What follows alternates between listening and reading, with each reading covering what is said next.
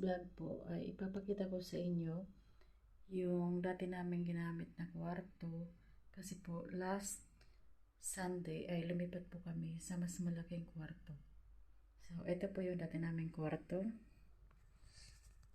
So meron po siyang bintana kung saan natatanaw yung puno ng apple at mga oranges.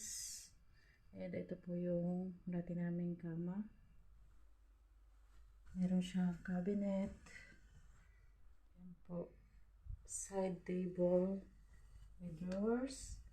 And isa pang table.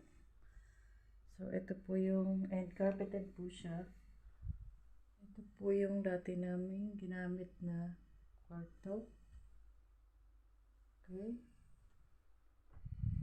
Tanaw na tanaw po dito yung puno ng oranges and yun po yung apple, wala ng bunga. Lipat naman po tayo doon sa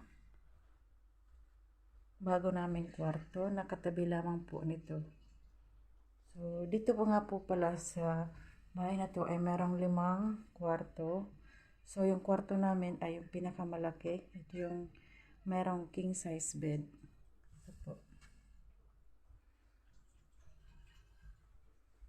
So, dito po, meron siyang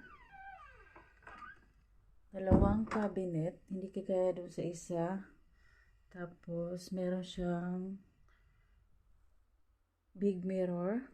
Tapos, meron po ako ditong computer table or desk.